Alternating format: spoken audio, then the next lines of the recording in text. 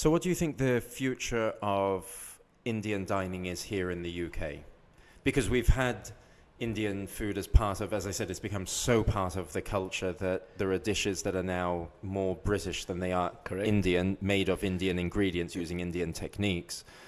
What's the future? Now we've come to, as you said, when you got your Michelin star, we've come to understand that Indian can be fine dining and that it can be very refined in terms of the way it's presented, both as ingredients, in the setting, in the whole experience. What's the future? I think my approach when I moved to London was to focus on authenticity of flavor, but using the best local ingredients that we have. So we had dishes on our menu that would be alien to an Indian restaurant menu in India, dishes like scallops, jandori. That was the best local produce we were using, and marrying it with a marinade or a paste or an ingredient that gave it that traditional aspect.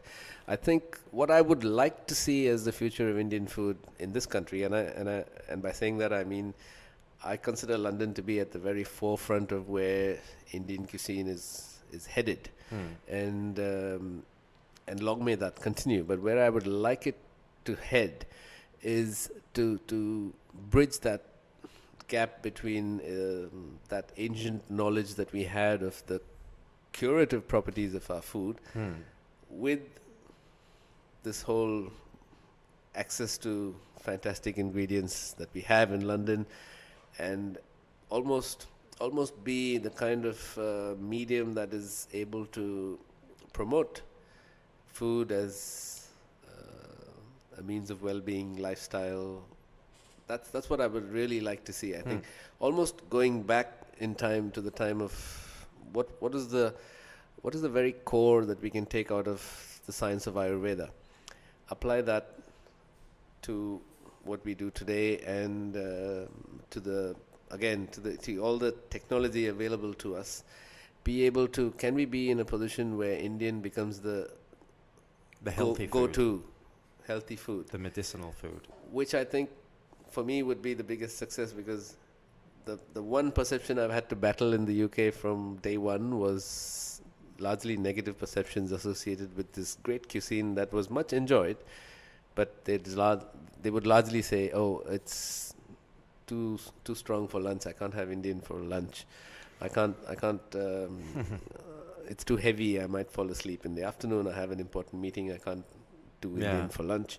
So heavy, greasy, oily, spicy. These were the kind of largely negative connotations to a cuisine that they actually loved, and for me, I think it's considered a bit of a kind of indulgent food, I guess, right? I think if you just look at the general kind of in the UK, if maybe general perception, I guess I'd never thought about that, whether people would, because you're right, I guess when people are thinking about lunch or lighter meals, there are certainly other cuisines that are perceived to be lighter. Japanese, of course, ticks all the boxes for lunch.